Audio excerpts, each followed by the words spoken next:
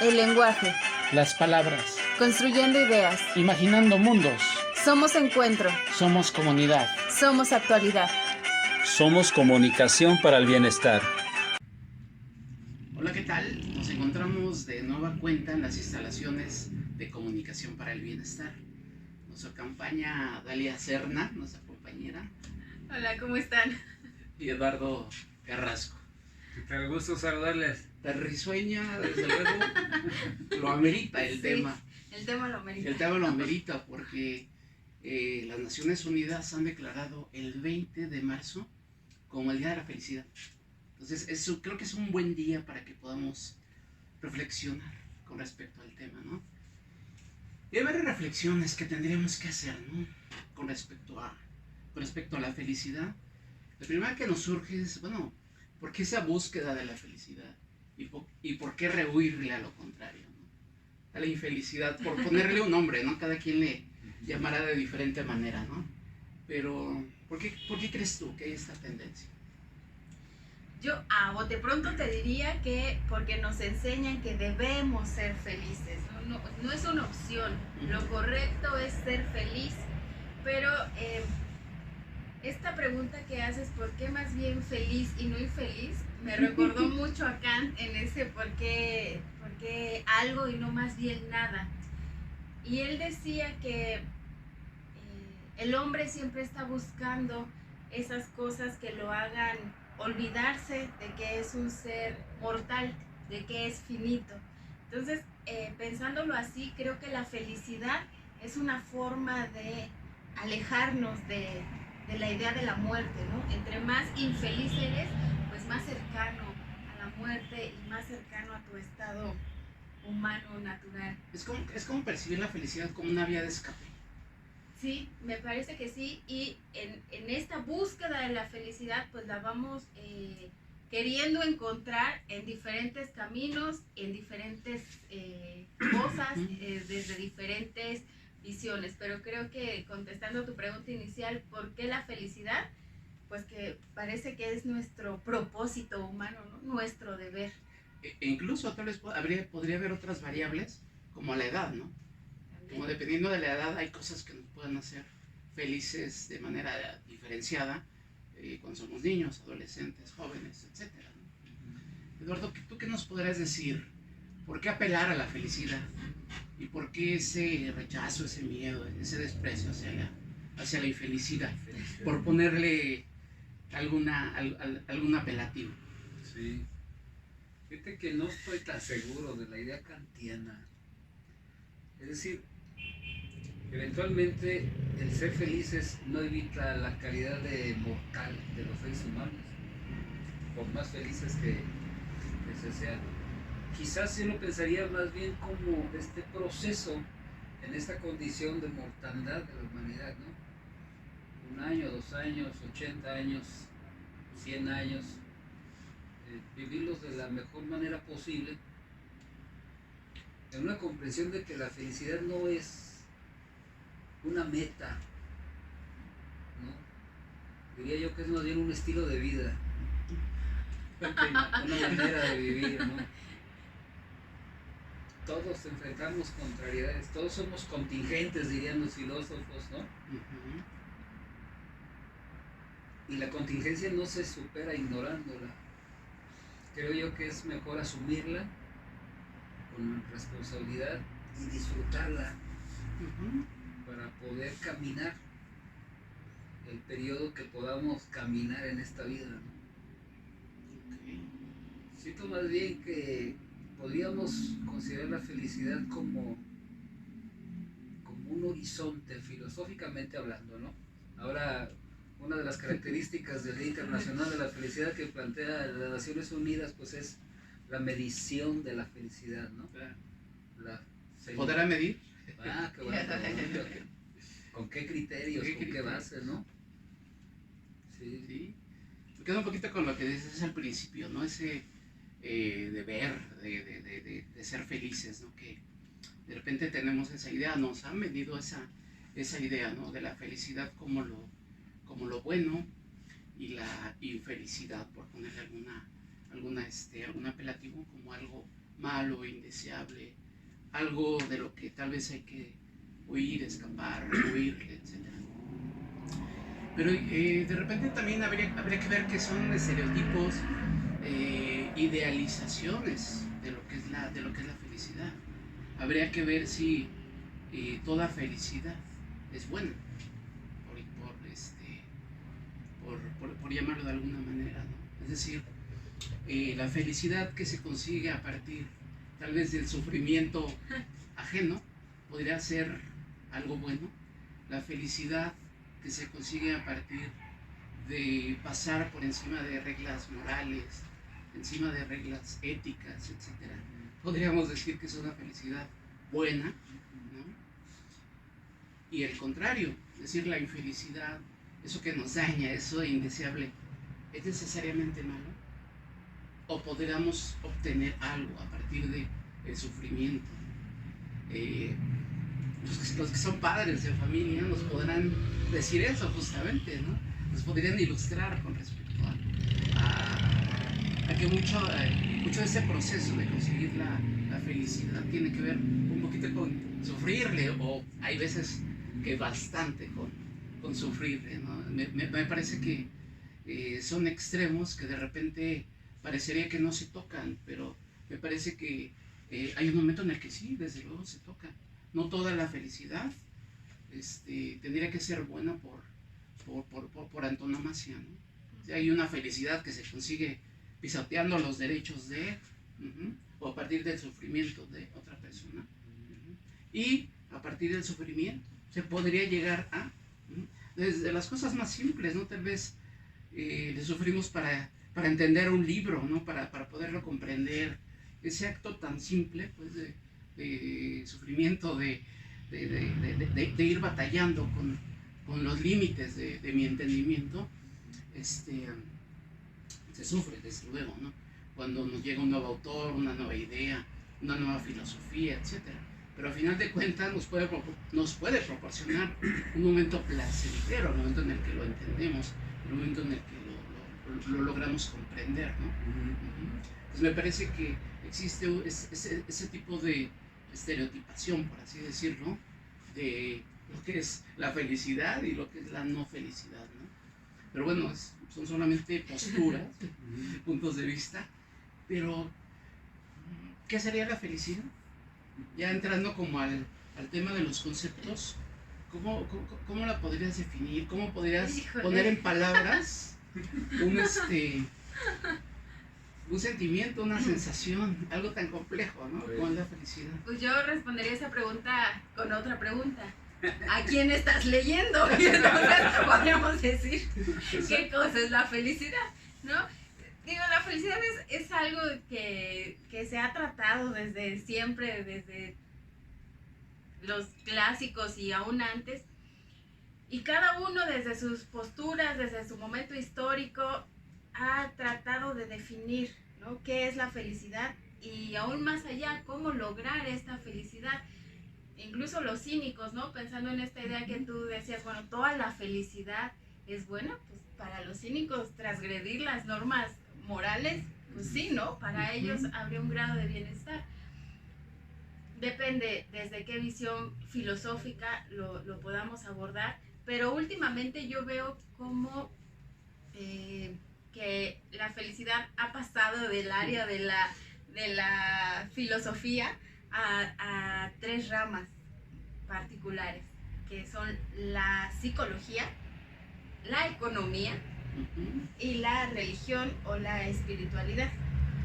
A partir de estos tres planteamientos, podemos decir que los psicólogos piensan, un poco la Universidad de Yale y la Universidad de Harvard tienen incluso cátedras sobre la felicidad, y ellos dicen que la felicidad es qué tan satisfecho te sientes tú con tu vida. Y en esta no ausencia de sufrimiento, ellos incluso apelan a estas situaciones, digamos, complicadas, traumáticas, de conflicto, que nos hacen más fuertes y resilientes, y esa sensación de poder enfrentar mis propios obstáculos, de contar con las herramientas, de sentirme capaz. O sea, la felicidad no es una ausencia de problemas, no es tener una vida resuelta, es sentirme con las capacidades de poder afrontar los retos del día a día. Eso me da una sensación de satisfacción, de tranquilidad. Por el otro lado, los economistas, hablábamos de Stiglitz y de Amartya Sen, que ellos ubican a la felicidad como un indicador para medir el grado de bienestar, que ellos definen bienestar como, digamos, los psicólogos estarían definiendo la felicidad, que es qué tan satisfecho estás con tu vida, ¿no? Pero ellos ubican a la felicidad como un indicador y que se basa, bueno, en cuáles son tus necesidades que están satisfechas y cuáles no, pero no las necesidades materiales nada más, sino sobre todo las necesidades emocionales y las necesidades sociales, ¿no? Y la otra parte, que sería pues la espiritual, digamos, el ejercicio más puntual o más teórico que lo tiene el reino de Bután, que ellos tienen unos indicadores de política pública basado en el índice de felicidad bruta y que se basa en la filosofía budista, ¿no? Y que tiene que ver con yo soy en relación al otro y lo que nos hace bien a la comunidad, pues entonces aumenta nuestro grado de felicidad. Aunque ojo, esta postura me parece que es limitada o incluso restringe un poco el deseo de acceder a cuestiones materiales, que es legítimo y que bueno, en un momento como el que vivimos es hasta ilógico renunciar a esta parte de bienestar material, ¿no? Y aquí yo, en tu segundo punto que decías, bueno, ¿dónde nos perdemos en la felicidad? Creo que hay un problema y es que se idealiza a la felicidad como esta ausencia de problemas, y ahí nos metemos en broncas muy fuertes como el coaching, como únete a los optimistas, que nada tienen que ver con la felicidad real, la felicidad humana, y que al contrario, ¿no? Pueden perjudicar y generar estados de infelicidad incluso. Una pseudo felicidad podríamos calificarlo. Sí. Eduardo, ¿qué nos dirías acerca de un concepto de felicidad? ¿Cómo pondrías en palabra ese concepto? Fíjate que hay una...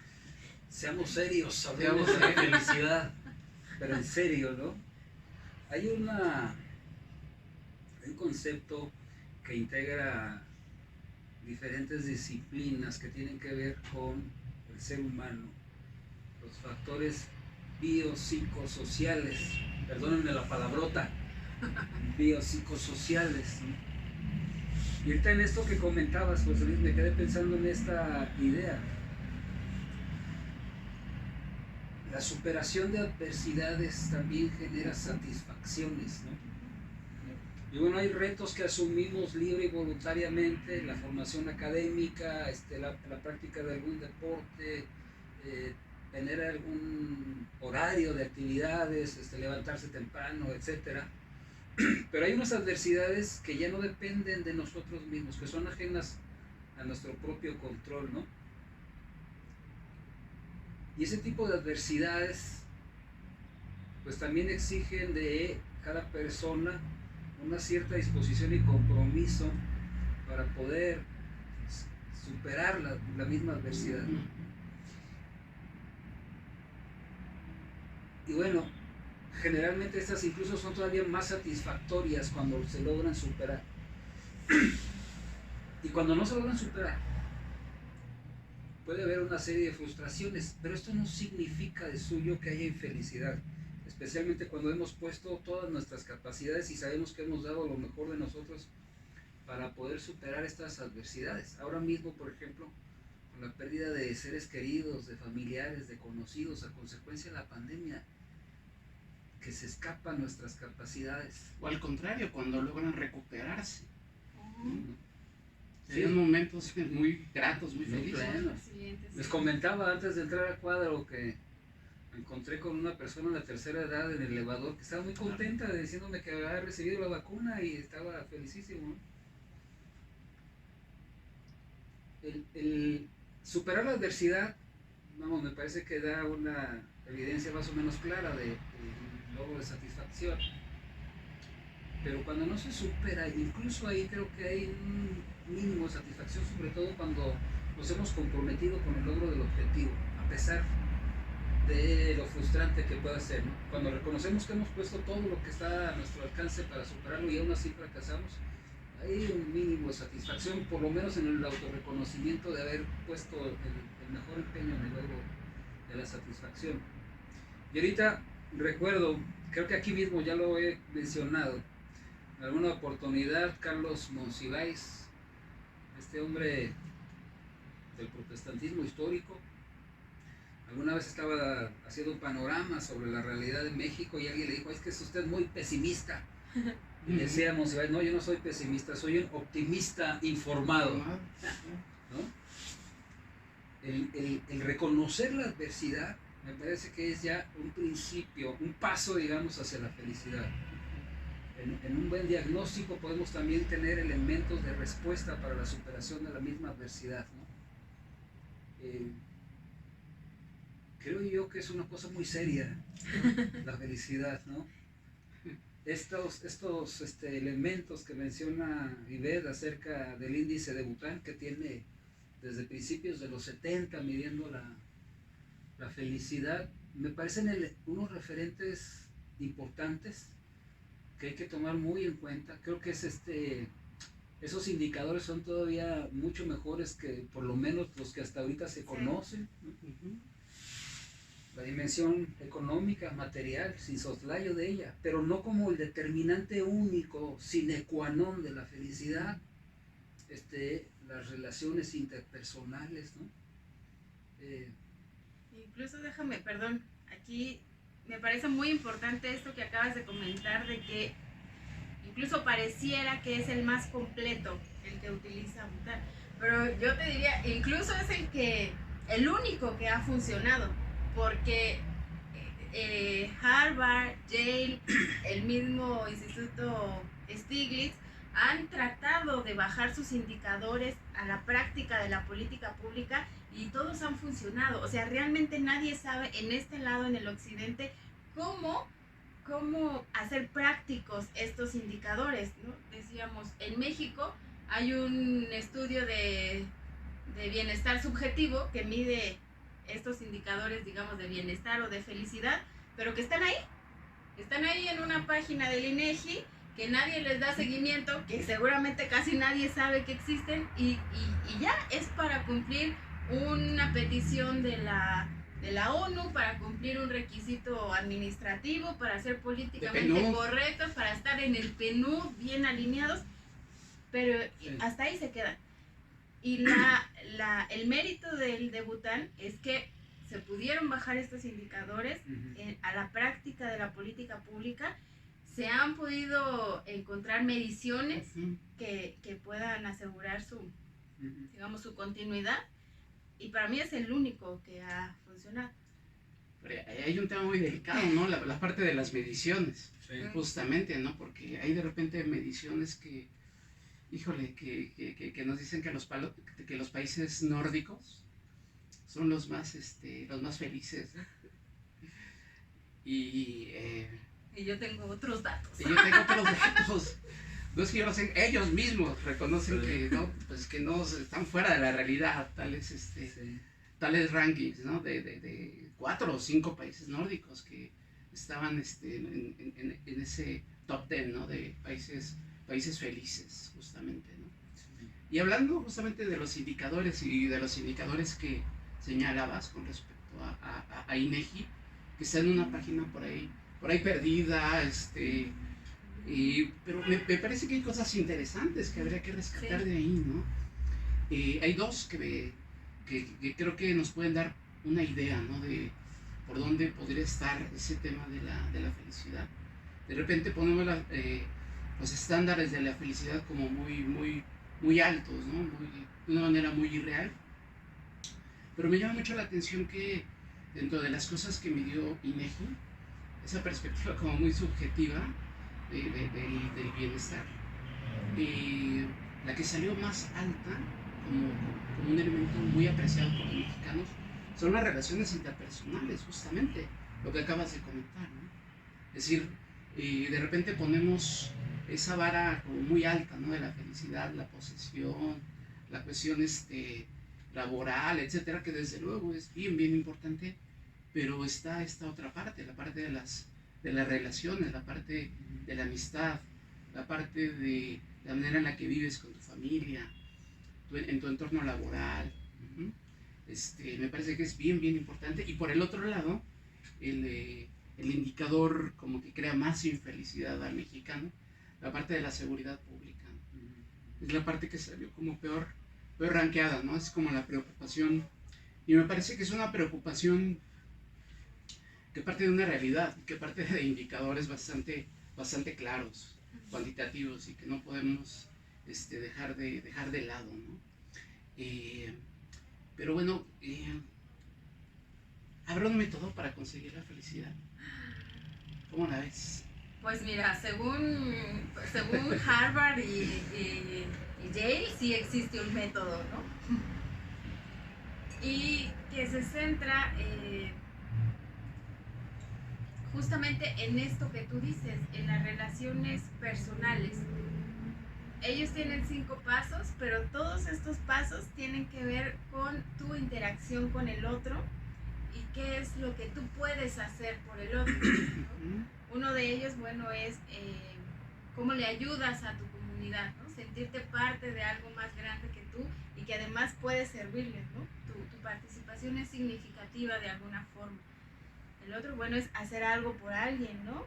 Tú decías que ayudar a un anciano que no puede cruzar una calle, tomar un taxi, esas cositas pequeñas. Otra recomendación que hacían era que te dejes de quejar tanto y empieces a apreciar qué es lo que sí tienes, no nada más materiales, sino tus relaciones familiares, tus propias capacidades para enfrentarte a la vida. ¿Qué es aquello por lo que tú puedes, digamos, agradecer de alguna forma? Y ahora vamos a los economistas, que dan otra serie de parámetros, pero que el común denominador también tiene que ver con la calidad de las relaciones personales y con la salud de la comunidad o del medio ambiente en el que te estás desenvolviendo. El medio ambiente como ecosistema, pero también la comunidad, ¿no? La sanidad de ambas y cómo te desenvuelves en ellos. Y lo que hacen en Bután es lo mismo, darle mucho peso a la calidad de tus relaciones personales, anteponiendo el bienestar común, cómo me relaciono contigo. Incluso ellos dicen, ¿no? Siendo consciente de que el otro eres tú mismo, de que yo soy en el otro, ¿no? Esta dialéctica con la otredad que hemos planteado aquí en casi la mayoría de los videos. Entonces creo que encontrando este común denominador, yo diría que según los expertos, el camino a la felicidad es la calidad de tus relaciones humanas, pero también la calidad de tus relaciones con el medio ambiente. Cuido a la persona, pero también cuido el medio en el que estoy habitando. Fíjate, ahorita que comentaste uno de esos de esas reglitas que pone Harvard, me dio mucho la atención una, ¿no? La de no quejarte, ¿no? Ajá. Porque tampoco es tan malo quejarte, es decir, creo que la insatisfacción nos ha hecho crecer como seres humanos, ¿no? Uh-huh. Es decir, nos ha sacado de las cuevas y nos ha hecho mejorar Bueno, ahora nos ha regresado a las cuevas. Ahora nos ha regresado a las cuevas, a otras cuevas, pero esa insatisfacción pues nos ha hecho como ir evolucionando, ir solucionando problemas, etcétera. Pero desde luego con la otra parte estoy totalmente de acuerdo, ¿no? Es decir, apreciar todo lo que se tiene, me parece que hay mucha sabiduría ahí en esa frase, ¿no? O en esa propuesta. Eduardo, habrá un caminito, habrá un método, habrá. Fíjate que con el índice de Bután, parece ser la mejor referencia, por lo menos conocida hasta ahora, hay un cierto paralelismo, me parece, con la pirámide de Maslow, Maslow. Ajá. ¿no? Parte de la cuestión biológica, ¿no? De la existencia de la persona, y va escalando pues hasta llegar al momento de la espiritualidad. Pareciera que ese fuera el proceso más practicado o recomendado, saludable, no sé. Sin embargo, la espiritualidad entendida como algo más allá de la cuestión religiosa, denominacional, etc. Y a propósito de lo que está pasando en México, está por despenalizarse el consumo de la marihuana.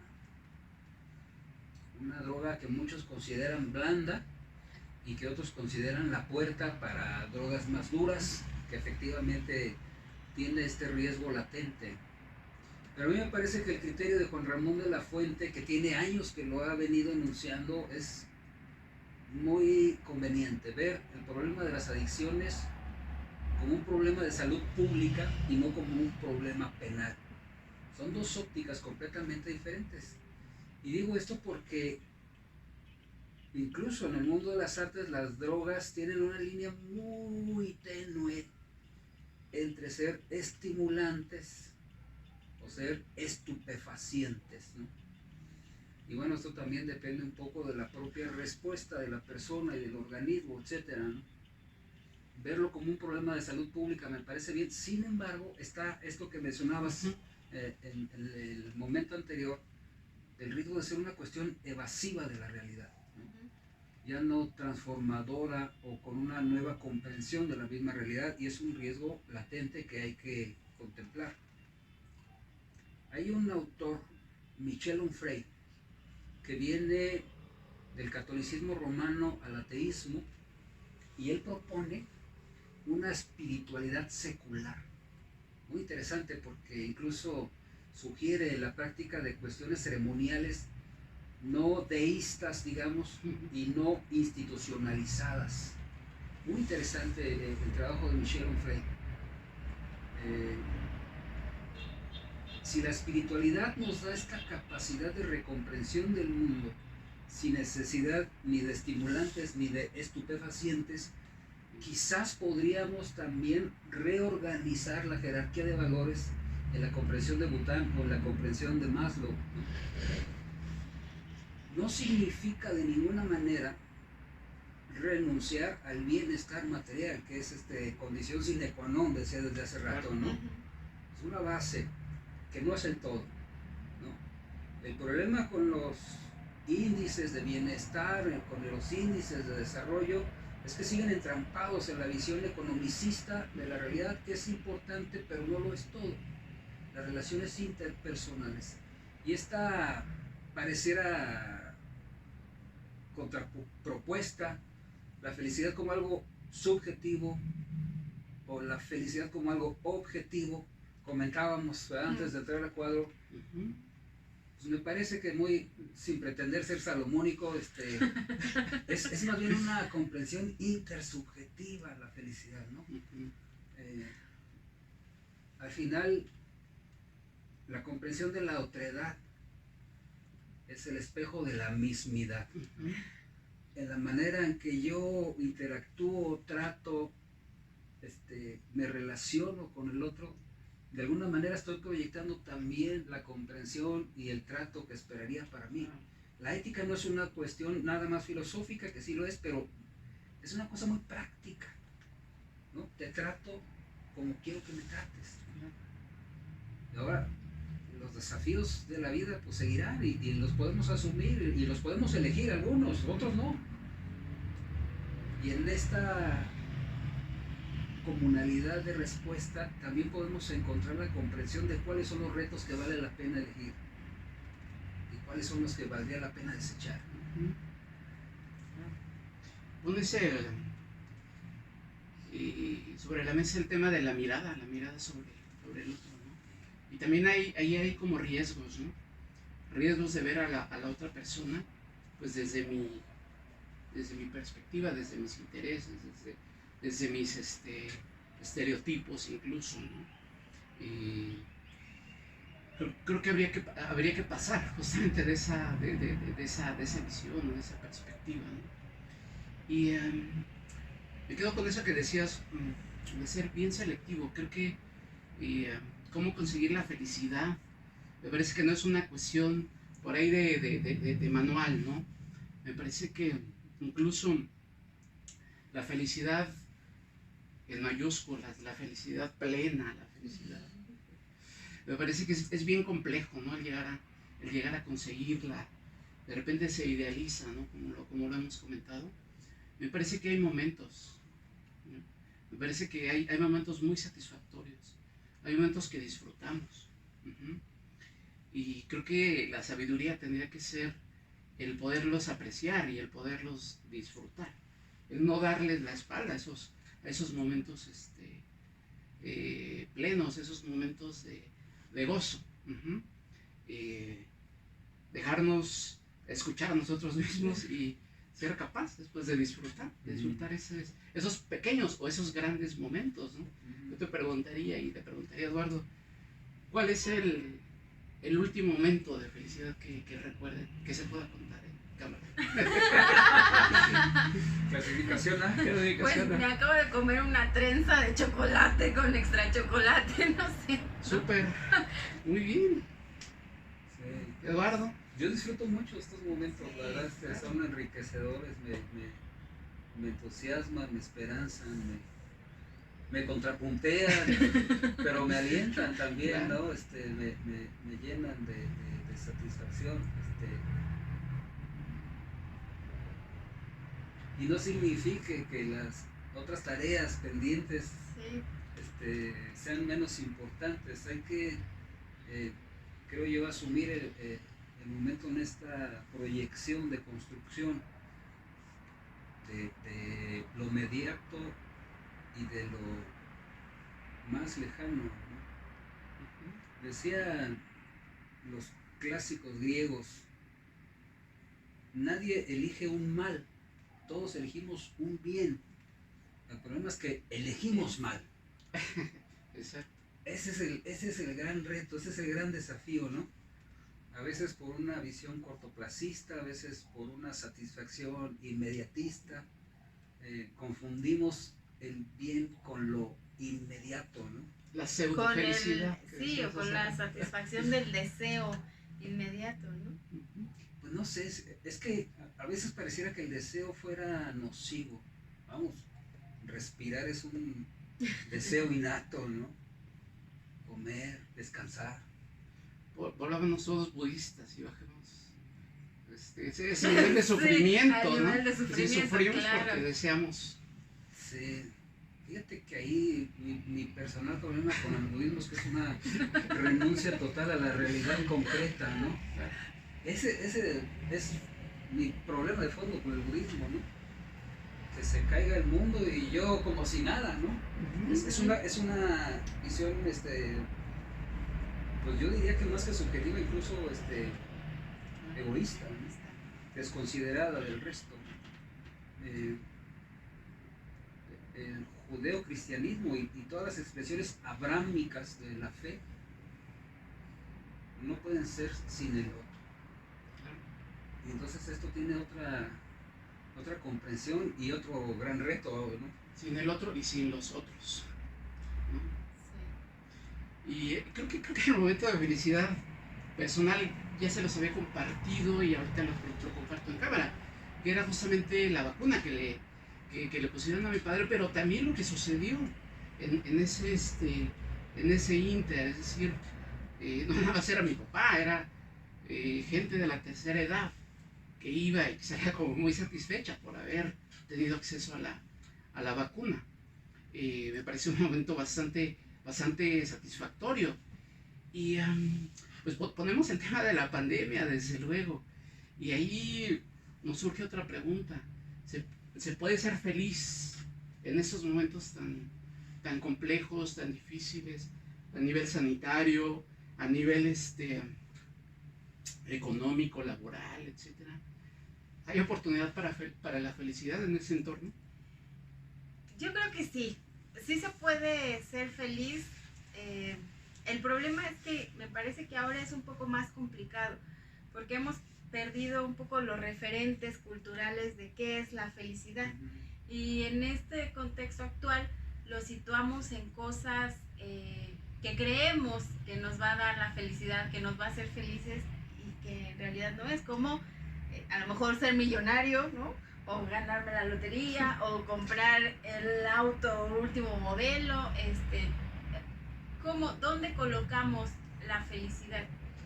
Desde mi particular punto de vista, como estos momentos de satisfacción muy subjetivos, ¿no? A cada uno le puede causar alegría, satisfacción, diferentes cosas. Pero, y en esta proyección de las relaciones humanas, las relaciones con el otro, yo creo que sí se puede ser feliz.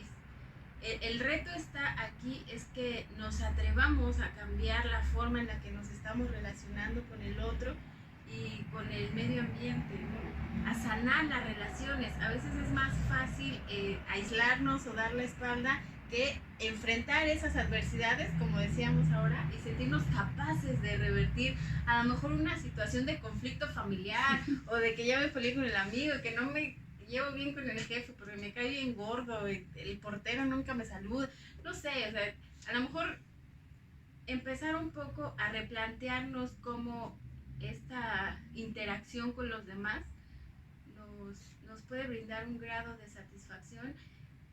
Y aquí el concepto interesante que tú ya lo habías tocado mucho es el capital social. O sea, no es nada más relacionarme con el otro porque en este momento, bueno, vamos a echar relajito, vamos a platicar, vamos a echar el chal, nos la pasamos bien, sino que construyamos relaciones realmente significativas y de lo apoyo, suficientemente fuertes de apoyo, que no nada más compartan un momento como este, ¿no? Que nos produce, digamos, un placer positivo, sino que incluso en la adversidad o en la tragedia, tú sabes que puedes contar con ese apoyo, con ese capital social que te va a hacer fuerte, que te va a ayudar, que te va a cooperar. Creo que sí se puede ser feliz. El tema es replantearnos cómo podemos encontrar esos espacios. Sí, ahí vale la pena aclarar, esas son las redes sociales. Esas son las verdaderas No las redes sociales, no las redes las otras. sociodigitales. Las sociodigitales no te van a venir a apoyar en un momento trágico, Te pero darán las un redes like, sociales... un retweet. Los youtubers. No, y un ejemplo de esto fue hace un rato que fuimos a hacer ahí un trámite, ¿no? Y que dijimos, bueno, si no hubiéramos ido todos y nos hubiéramos apoyado, esto no hubiera salido, ¿no? Claro. Esa es la importancia de las redes sociales. Y ahí es donde están las herramientas para enfrentar la adversidad, pero también para el goce de los momentos satisfactorios, ¿no?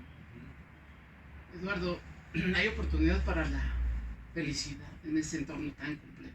A mí me parece que es cuando más oportunidad hay. Precisamente, un poco con base en lo que decía hace unos momentos, ¿no? La superación de las adversidades nos permite tener todavía mayores satisfacciones, ¿no? Y efectivamente, México, la Ciudad de México y el mundo vive un momento retador, desafiante, como no habíamos vivido en un siglo, dicen los que saben de esto, ¿no? Y es complejo. Hay el riesgo, dice el principal funcionario de la Organización Mundial de la Salud, hay un riesgo muy, muy probable de la catástrofe moral que puede ser la producción y la distribución de las vacunas, ¿no? Hay un acaparamiento en el mercado internacional, en los países, etc. Y yo creo que también es un gran reto a la inteligencia. No nada más apelar a las cuestiones éticas de bondad, es una cuestión, decía desde hace rato, pragmática, real. La ética tiene que ver con el bienestar de todos, ¿no? Si le pone la vacuna a todos los países del primer mundo, algunos han acaparado hasta 4 veces la cantidad de vacunas que necesitan. Esto no les garantiza en absoluto la salud de manera permanente. Dentro de un año necesitarán una segunda aplicación. Y si por algo se retrasa esa aplicación y algún extranjero que no ha sido vacunado visita el lugar, pone en riesgo. Sí. Claro. Me parece una maestra durísima la pandemia, pero maestra al fin. Y los ecologistas más serios reconocen que las pandemias de este tipo serán cada vez más frecuentes y más agresivas. No hay un planeta B, dicen los ecologistas, ¿no? Y otra vez, Dostoyevsky: todos somos responsables de todo ante todos, y yo soy el primer responsable de todo. El momento es idóneo para la felicidad. Hemos estado hablando mucho de esas relaciones de amistad, esas relaciones con nuestros semejantes, etcétera, pero creo que también aquí hay otra oportunidad, incluso en la pandemia, la oportunidad de estar con nosotros mismos, ¿no? Es decir, ser capaces de lograr la felicidad, incluso desde una perspectiva interna, personal, desde luego estamos resguardados en términos generales en casa, no solamente que eso implica desde luego una convivencia ya permanente con familiares próximos, con hermanos, con padres, con hijos, etc. De repente las relaciones se van necesariamente tal vez deteriorando, etc. Pero yo creo que también habría otra oportunidad justamente para lograr la felicidad, pues desde lo personal, ¿no?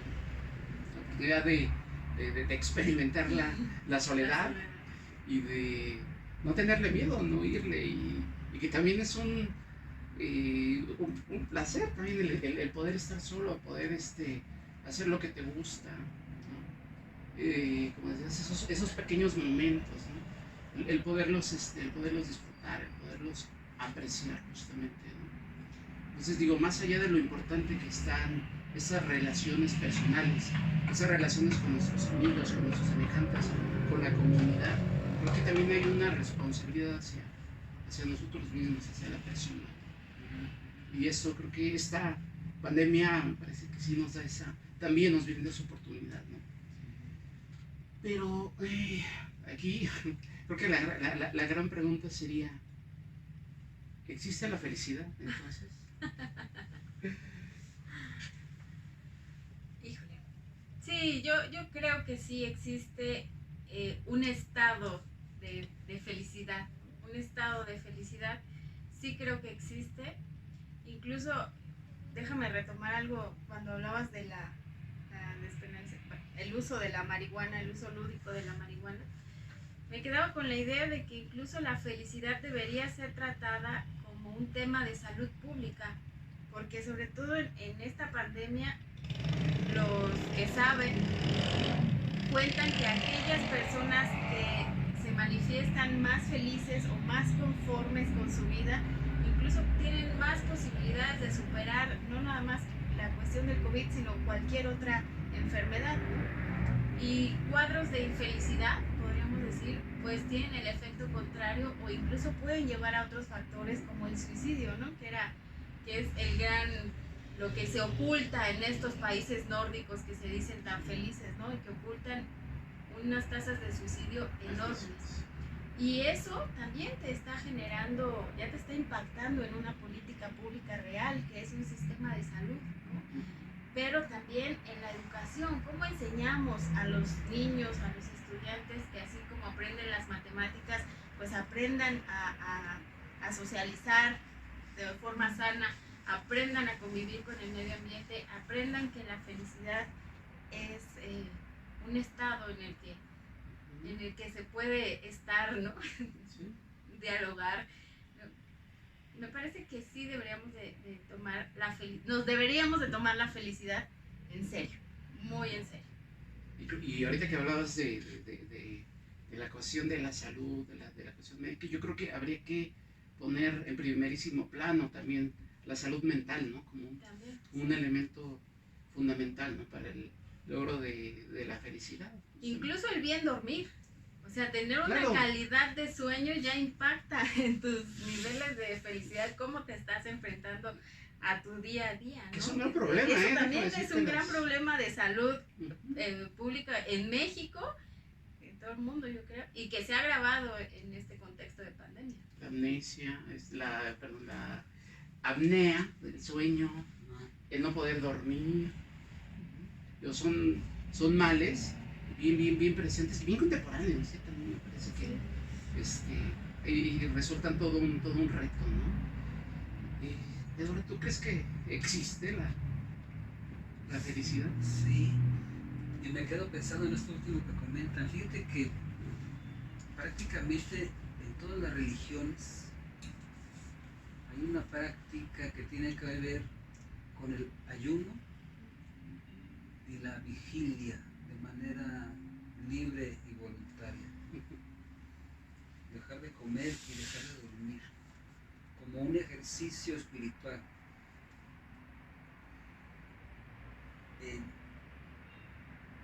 Y es la oportunidad un poco para la reflexión personal, individual, ante la comprensión de la deidad que cada quien asuma, ¿no? Esta singularidad y pequeñez del ser humano ante la complejidad del universo. Pero incluso en esos momentos de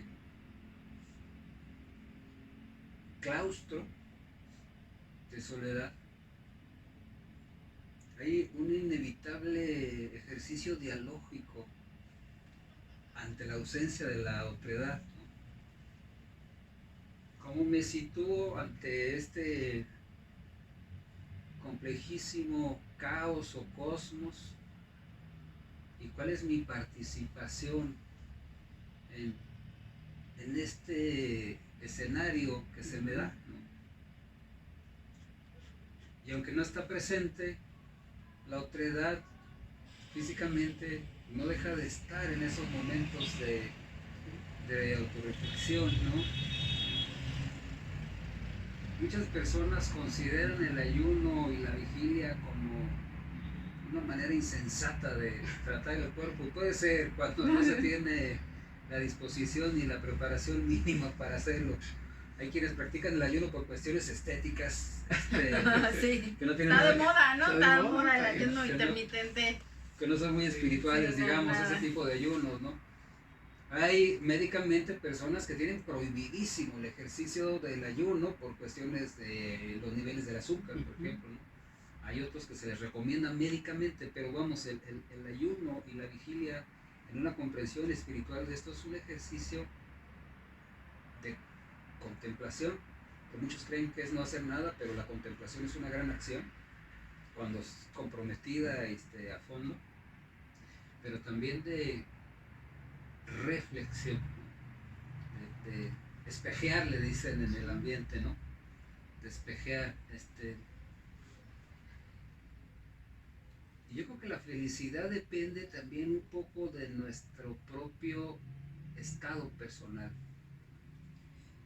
Muy difícil invitar a alguien al ayuno y la oración cuando tiene otro tipo de intereses, ¿no? Muy difícil renunciar a la comprensión economicista de la felicidad cuando tenemos décadas en donde se nos ha existido que el éxito es tener más, que el éxito es ser más, que el éxito es estar por encima de los demás, ¿no? Muy complicado también comprender una felicidad en donde yo soy lo importante y el resto no importa. Yo creo que una mejor comprensión de la felicidad es necesariamente intersubjetiva y dialógica, ¿no?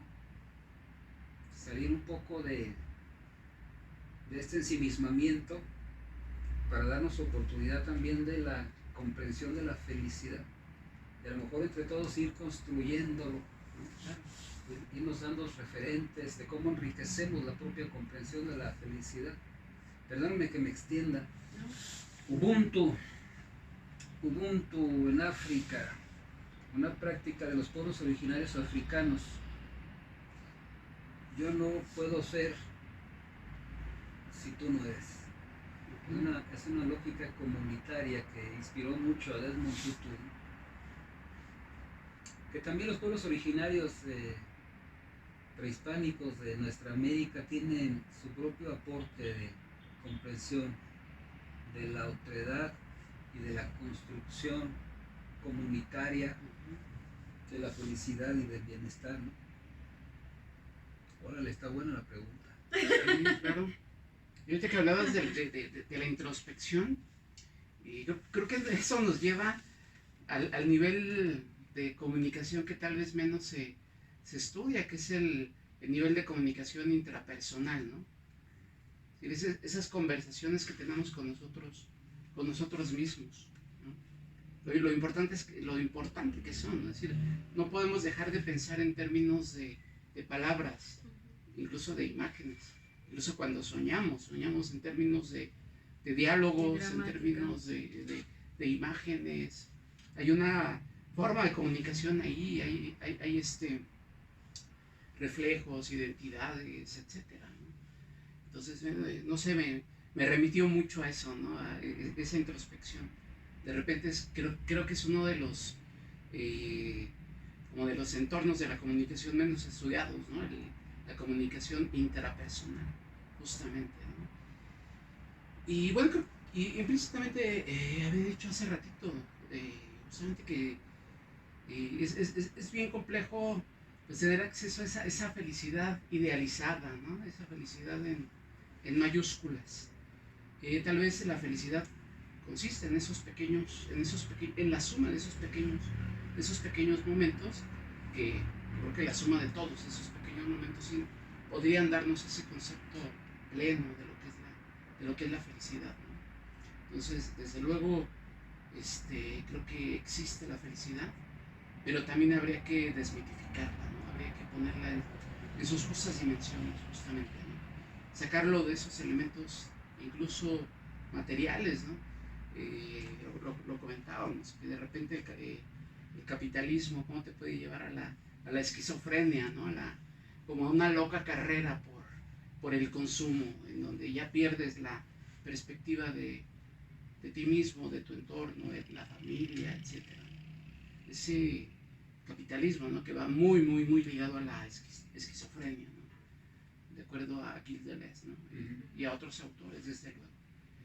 Y siempre hemos hablado de los medios de comunicación y todo eso. ¿Qué opinan de esta versión de la felicidad que de repente nos presentan los medios masivos de comunicación y también las redes sociodigitales, ¿no? La comunicación digital? Fíjate, con esto que acabas de decir, me hiciste pensar en la palabra incertidumbre.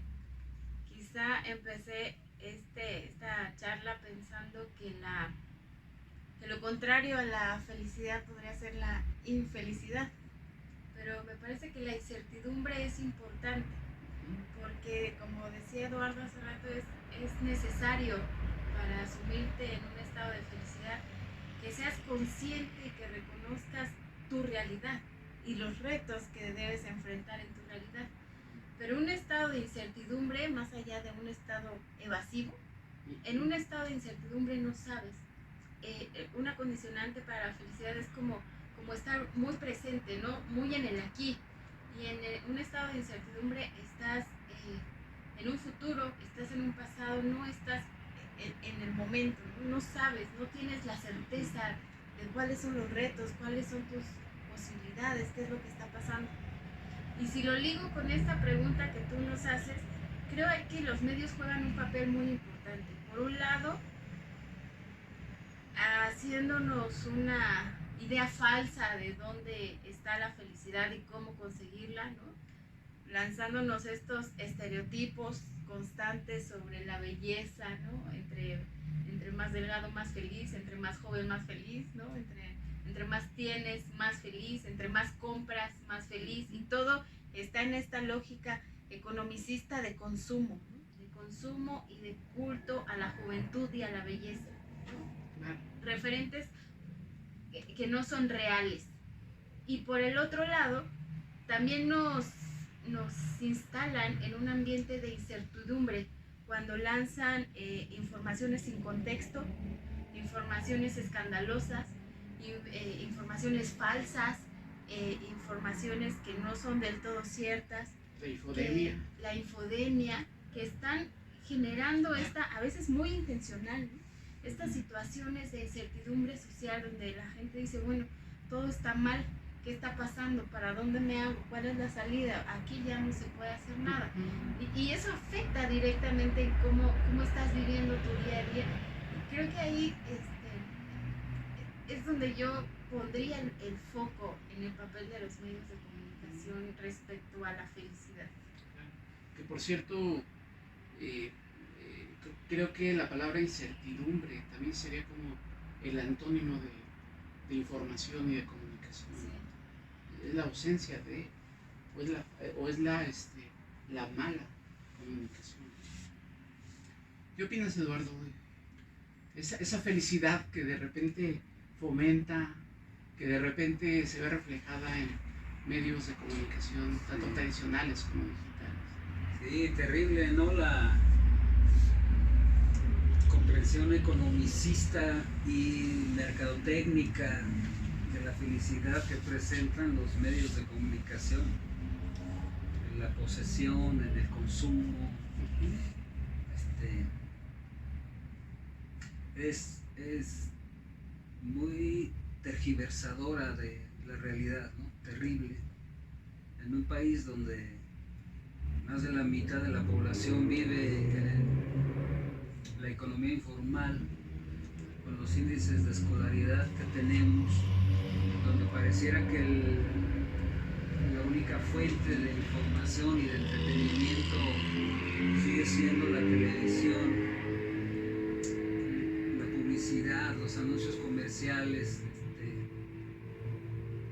inevitablemente generan frustración, ¿no? Cuando la gente no puede tener todos estos índices de felicidad que propone la mercadotecnia y el economicismo. Los escuchaba y tengo, bueno, es una visión teológica de la incertidumbre que no es ni psicológica ni comunicológica, pero en realidad lo único cierto que tenemos es la incertidumbre. No me refiero a cuestiones informativas ni a cuestiones prácticas. Quizás es tan fuerte su peso que ni siquiera queremos asumir su inevitable realidad, ¿no? ¿Qué pasa si nos hermanamos con la incertidumbre del ser humano? ¿Qué pasa si la vemos como una compañera inevitable? El caos. El caos. Compañero. ¿Qué tal si le entramos con un abrazo a la incertidumbre? Decimos, bueno, pues está bien, sí, no me caes bien, pero pues aquí estás, ¿no? Que es parte, vamos, salir de casa, regresar a casa, llevar cubrebocas, factor de riesgo, N cantidades más allá de la cuestión de la pandemia, N cantidades que suceden en la vida cotidiana de las personas, de riesgo, de menor riesgo, en lo personal o con los seres queridos. Es quizás tan pesada la idea de la incertidumbre que buscamos la manera de tener un mayor control sobre la realidad. Cuando este ejercicio de introspección en una óptica de la espiritualidad nos deja ver como un grano de arena ante la vastedad del caos o del cosmos, pues creo que la incertidumbre no se va a ir. ¿Y cómo lo resolvemos? Sí. Una parte de este conflicto los mexicanos, ¿no? La incertidumbre de la muerte. ¿Cómo la resolvemos a partir del humor, de no negarla, de crear personajes a partir de, ¿no? El Día de Muertos. Día de Muertos. Justamente. Fíjense que René Descartes decía que con el dominio de la naturaleza, con el dominio de la técnica, de la ciencia y de la tecnología, el hombre podría tener acceso a la felicidad, sería más fácil el acceso a la felicidad, ¿no? Hoy ya un par de siglos de distancia, ¿no? Y podemos hacer como un balance, y creo que el balance pues no es nada positivo, ¿no? Con respecto a eso que planteaba Descartes, y me parece que en el fondo comparto esa perspectiva que tienen, desde luego esa felicidad que de repente aparece reflejada en los medios. Me parece que es un poco lo que decíamos hace ratito, esa pseudo felicidad, esa loca carrera por el consumo, ¿no? Pero creo que aquí también aplicaría la selectividad, ¿no? El ser selectivo. Hace rato hablábamos de Truman Capote, por ejemplo, un gran periodista, alguien vinculado desde luego a los medios de comunicación escritos. Y creo que uno de los momentos más placenteros que me ha brindado a la vida a lo mejor ha sido encontrarme con textos de Truman Capote, ¿no? Así como también hablábamos de películas, de cine, que pueden ser muy disfrutables y que te pueden brindar esos momentos, esas pequeñas felicidades, ¿no? Desde luego creo que aquí lo que aplicaría sería como la selectividad, ¿no? Me parece que hablar de los medios es hablar de un universo amplísimo, y creo que no todo tendría que ser necesariamente nefasto, malo, falso, etcétera, ¿no? Todos los adjetivos negativos que lo pudiéramos poner, incluso este material, pues este contenido, ¿no? A alguien le podrá parecer interesante y podrá rescatar cosas buenas de él, ¿no? Entonces tendríamos que incluirnos incluso nosotros mismos, ¿no?